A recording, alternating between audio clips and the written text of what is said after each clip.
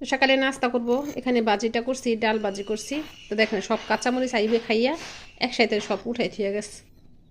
শুধু আইবে খাইছে, এখানে পরোটা বানাইছি, রুটিও বানাইছি নিচে।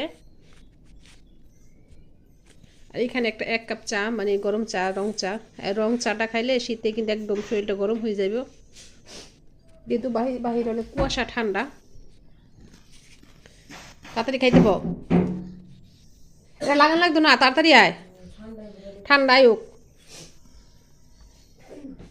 বিসমিল্লাহ।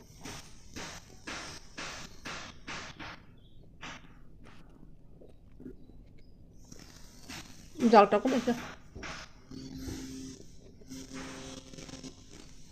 তখন একটু জালো দেওয়া যায় না,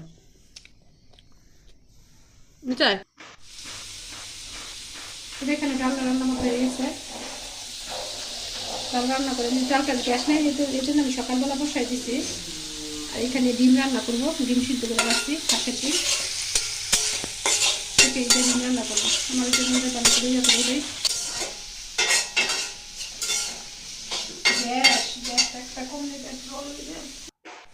তো এই তো আমি আস্তে আস্তে কিন্তু ডিমটা রান্না করে নিলাম। আমি একটা টমেটো দিচ্ছি সাথে।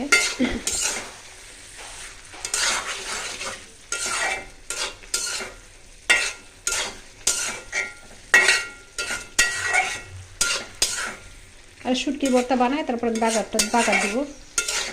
মাছ ভাজার ইচ্ছা ছিল, কিন্তু যেই গ্যাস, মাছ মনে হয় না বাজা যাবে, কারণ গ্যাসের অবস্থা অনেক খারাপ। মাছ বাঁচতে হলে না একটু গ্যাস লাগে, একদম চুলা গ্যাস নাই, এরকম অবস্থা দেখাই যেন একদম মিনমিন করতেছে। শীত নাইতে গ্যাসের এরকম সমস্যা।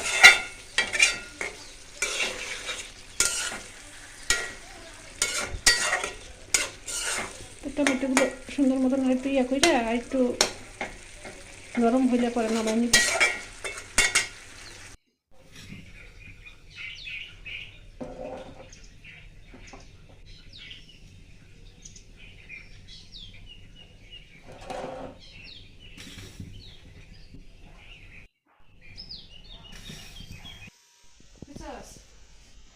এই তো শুটকির ভর্তাটা বানাইছি আমি, তো দেখেন বানাই আমি বাগার দিচ্ছি। শুটকির ভর্তাটা আমি এইভাবে খাই, যদি মানে বাগারের যে ভর্তাটা আছে কাঁচা বানাই, তারপরে এরকম বাগার দিই।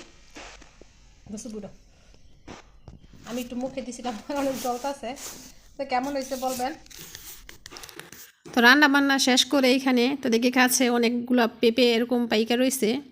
তো চিন্তা করলাম যে পেঁপেগুলা পাইরা রাইখা দিই, যেহেতু অনেক কালারে চলে আসছে। আর এগুলা কিন্তু বেশি একদম পাকলে মানে খাওয়া যায় না, বেশি নরম হয়ে যায় ভিতর দিয়ে। একটু শক্ত শক্ত থাকতে তাহলে মানে পাড়া লাগে আর কি। তো এই তো আমি পেঁপেগুলা সব পাইরে একসাথে নিব। তো অনেকগুলো পেঁপে কিন্তু একসাথে মানে রং ধরছে। আর এতগুলো পেঁপে একসাথে রং ধরলে না খাওয়া যায় না। যদি একটা বা দুইটা করে হয় তাহলে কিন্তু সুন্দর মতো খাওয়া হয়। তো যাই হোক, যে পেঁপেগুলো আমি পারলাম পাইরে এখানে রাখতেছি। আগে 2টা পাইরে রাখছি বড় বড়। তো ভিডিওটা যদি ভালো লাগে থাকে তাহলে লাইক কমেন্ট শেয়ার করেন, আর প্লিজ সাবস্ক্রাইব করে আমার পাশে থাকেন। যেহেতু আজকে শুক্রবার, আজান দিয়ে দিছে, তো এখানে বাচ্চাদেরকে আমি গোসল করাবো, ওদের জন্য গরম পানি কিন্তু আমি বসাইছি। এই তো পেঁপেগুলো আমি সবাই ফাঁকে পাইরা নিলাম। পাইরা আমি উপরে চলে যাব মুরগিগুলারে আদার দিতে, খাবার পানি দিব। যে দেখছেন কি সুন্দর কালার, মাশাল্লাহ। তো গাছের একটা জিনিস মানে নিজ হাতে পাড়া খাওয়া, এটার মজাই কিন্তু আলাদা। ফলটা যেরকমই হোক দেখতে বা খাইতে, কিন্তু পাড়ার যে আনন্দটা, এটাই কিন্তু অন্যরকম একটা বিষয়। সকালে একবার আদা দিয়ে গেছি, এখন আবার আদা দিবে। এই 2টা কালকা নিয়ে আসছে রনক, এই 2টা। আর এই যে এইটা তো নিয়ে আসবে, এটা খালি আর কি, এখন আনা হয়নি। বাবা সরতে দেখি। আর যে এগুলো আনছিল আগে, ঠিক করার পরে খড়টা, এগুলোর আমি খাবার দিই এখন। হ্যাঁ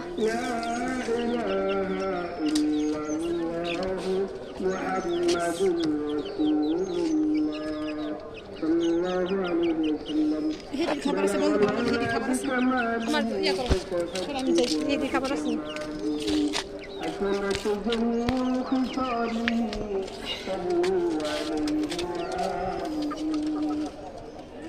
দাও তো একটু আমার কাছে, দাবি দেখাই।